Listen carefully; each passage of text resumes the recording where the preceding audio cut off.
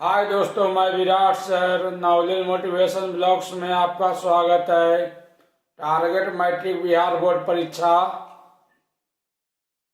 जो भी इससे पहले पूरा संस्कृत किताब, ट्यूशन का प्रश्नोत्तर और पूरा संस्कृत व्याकरण पार्ट बाय पार्ट नहीं देखे हैं तो इस चैनल पर कृपया जाकर जरूर देख लें, क्योंकि मैट्रिक वर्ग 10वां का परीक्षा में सारा प्रश्न यहीं से पूछा जाता है। तो आज हम मैट्रिक 10वां का हिंदी गोधूली किताब का पाठ 7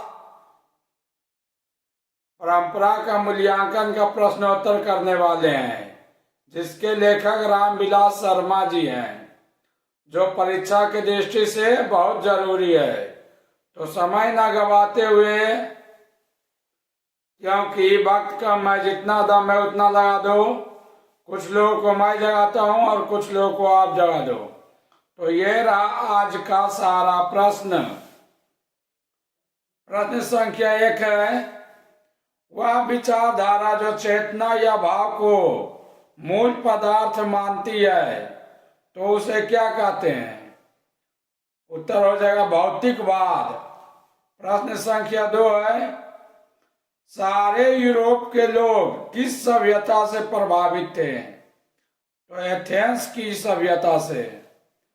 प्रश्न संख्या 3 है, शैली और बायरन किस देश के थे? तो यूनान देश के। क्वेश्चन संख्या 4 है, जारशाही शासन का संबंध किस देश से था? तो रूस देश से। प्रश्न संख्या 5 है, रूस की क्रांति कब हुई थी? 1917 ईस्वी में। क्वेश्चन संख्या 6 है, गीता के रचनाकार कौन है? तो वेद व्यास या महर्षि वेद व्यास।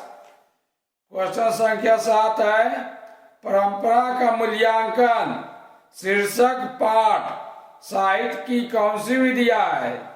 तो निबंध है। क्वेश्चन संख्या 8 है, निबंध परंपरा का मूल्यांकन के लेखक कौन है? तो रामविलास शर्मा जी। क्वेश्चन संख्या 9 है, लेखक रामविलास शर्मा के गांव का नाम क्या था? तो उच्च गांव सानी, उत्तर प्रदेश में पड़ता है। क्वेश्चन संख्या 10 है, भौतिकवाद का अर्थ भाग्यवाद नहीं है, किस निबंध की पंक्ति है? तो आंसर हो जाएगा परंपरा का मूल्यांकन। क्वेश्चन संख्या 11 है, लेखक रामविलास शर्मा का जन्म कब हुआ? तो 1912 ईस्वी में। क्वेश्चन संख्या 12 है, रामविलास शर्मा का निधन कब हुआ? 30 मई 2000 ईस्वी में। क्वेश्चन संख्या 13 है, रामविलास शर्मा का निधन 30 मई 2000 ईस्वी में कहाँ हुआ? तो दिल्ली में। क्वेश्चन संख्या 14 है, लेखक रामविलास शर्मा कब से कब तक भारतीय प्रगतिशील लेखक संघ के महामंत्री रहे? तो 1949 से 53 ईस्वी तक। क्वेश्चन संख्या 15 है, मनुष्य और परिस्थिति का संबंध कैसा है? तो द्वंद्वात्मक है। प्रश्न संख्या 16 है, सामाजिक विकास क्रम में सामंती सभ्यता की अपेक्षा किस सभ्यता को अधिक प्रगतिशील कहा जा सकता है? तो पूंजीवादी सभ्यता को। प्रश्न संख्या 17 है, जारशाही रूस के सोवियत समाज में पढ़े जाने वाले लोकप्रिय साहित्यकार कौन है? तो टोल्स्टॉय। क्वेश्चन संख्या 18 है, साहित्य की परंपरा का पूर्ण ज्ञान किस व्यवस्था से संभव है? तो समाजवादी व्यवस्था से।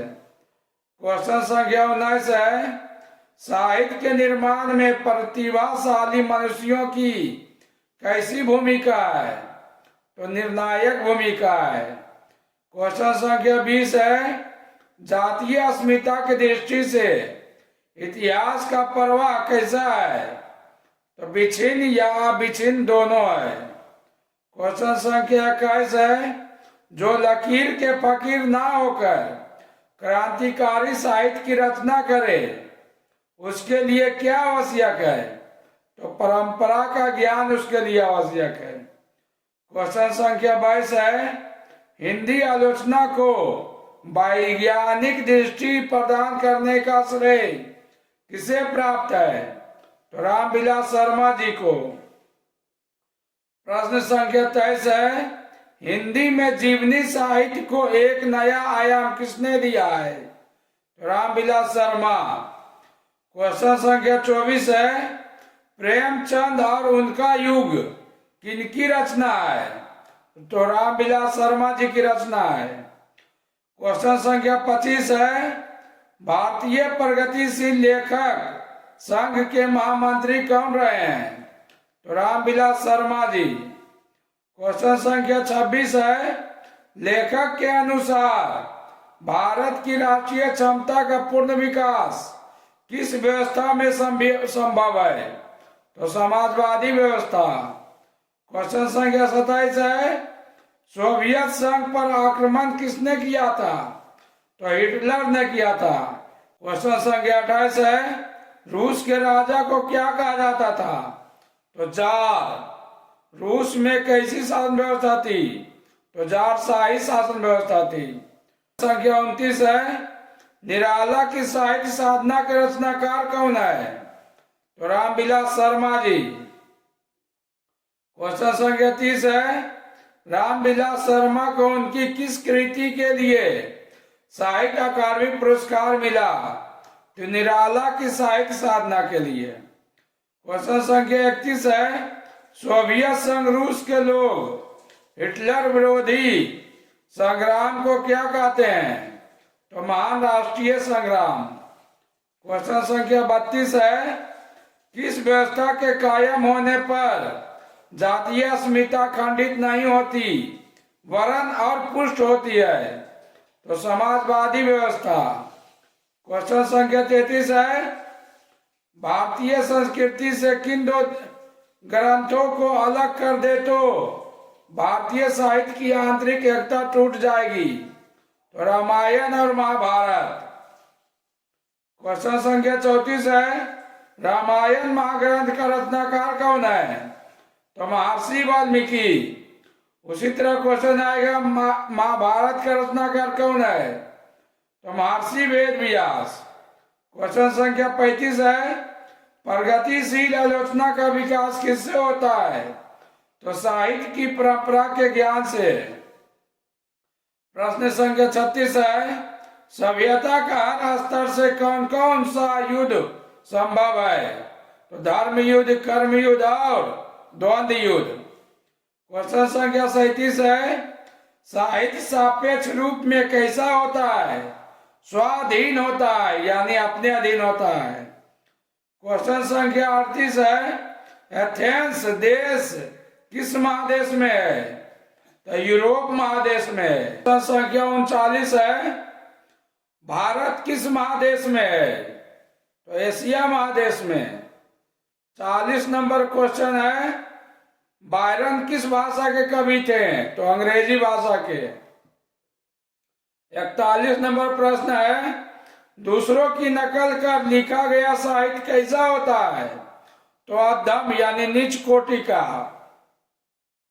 42 नंबर प्रश्न है, राफाल लियोनार्डो दा विंची और एंजेलो किसकी देन है? तो इटली की देन है। क्वेश्चन संख्या 43 है, शेक्सपियर क्या थे? तो नाटककार थे। क्वेश्चन संख्या 44 है, निराला की साहित्य साधना कितने खंडों में रचित की गई है? तो 3 खंडों में। क्वेश्चन संख्या 45 है, वर्जिल किस भाषा की कवि है? तो लैटिन भाषा की। क्वेश्चन संख्या 46 है, तार सप्तक में कितने कवियों की कविताएं संग्रहित है? तो 7।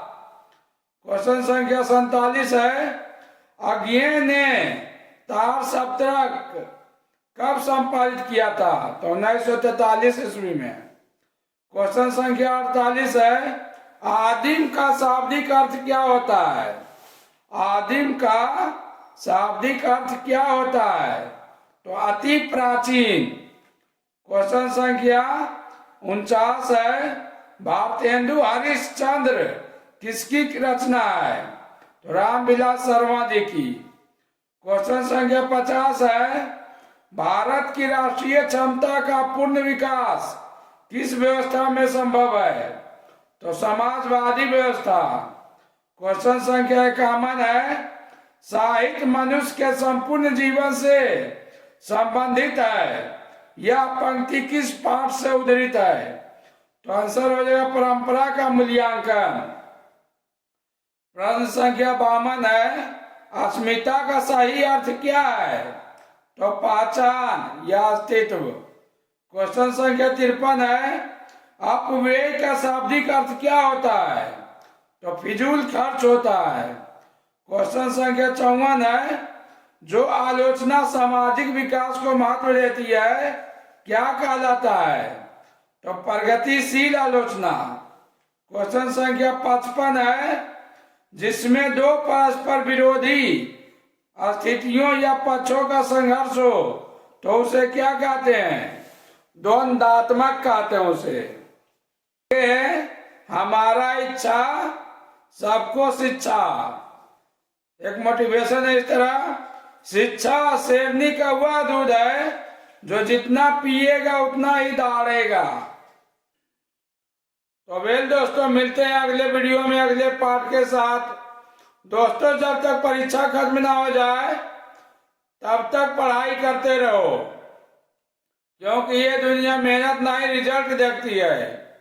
एक बात और दोस्तों, हम हमेशा हर हाल में कहीं भी किसी भी समय एक बात हमेशा याद रखिएगा, रिवीजन, चाहे टॉपिक इजी हो या हार्ड हो, हमेशा हर हाल में रिवीजन करते रहिए, क्योंकि कहा गया है जैसा रिवीजन होता है वैसा डिवीजन आता है। ओके बाय दोस्तों।